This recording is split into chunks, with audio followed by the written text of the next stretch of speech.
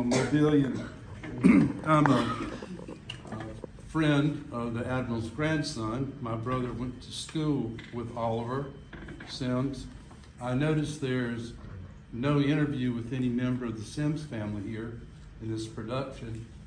And there's an incident in here where you have Captain Sims indicating that sailors would be lashed, which is totally historically inaccurate, because flogging had been outlawed in all the navies by 1860.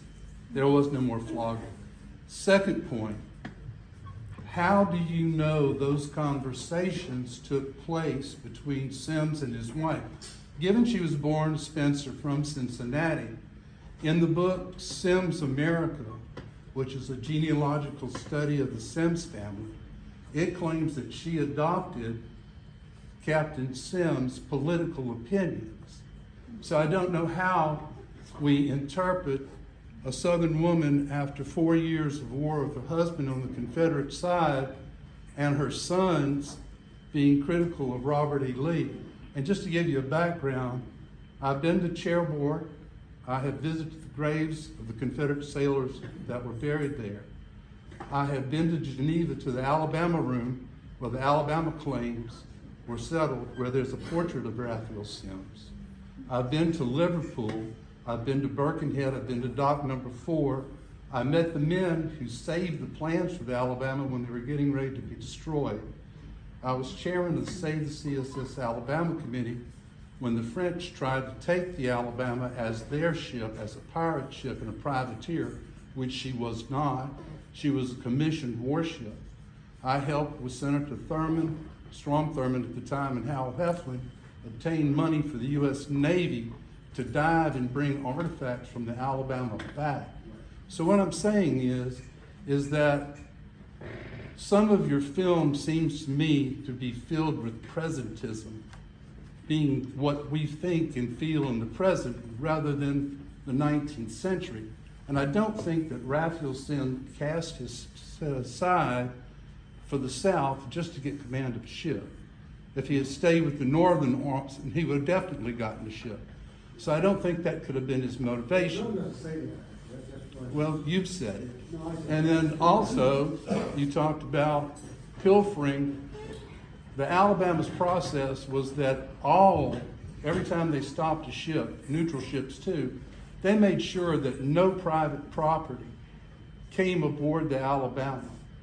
I mean, their officers went through that crew all the time and disposed, especially they were afraid of whiskey. So those are the only comments that I had to I make. think that there are other books. I think one of the books about the Alabama, one of the officers does admit that there was some pillaging, but I think that's to be expected. Frankly, I don't. I mean, it's just that's what's going to happen when you got this crew running around. Let's put it this way. I understand what you're saying. I think that first of all, you raised a lot of points, so I'm trying. His wife was from Cincinnati. She wasn't a Southern. She was born in Cincinnati. I guess she had lived here a while. You're right. I think that some of the conversation obviously was what you call it, license. Yes, that's true. Because I wanted to bring her into the film. I wanted her to be a character in the film. I wanted to have a woman in it. And I thought her presence was good that way. I think you're right. In terms of presentism, I do believe, though, that I've expressed the opinions of Raphael Sims. He said, I'm pretty sure, in his journal that they did have to put people in chains and that there was some lashing. The thing is, at that point, I believe John Sledge says this too, a ship at sea, the captain had to be a dictator and he had to keep control because there was no way to communicate with anybody. If the crew gets out of hand, they have to do what they have to do. I don't know if lashing was outlawed, as you said. I don't know about that. But I just think that's it. The captain has to do what he has to do to make sure that the crew is not taken over. That the ship is not taken over by a crew. So I don't know about that. I thought it was in his book, but yeah. Oh, I'm wondering.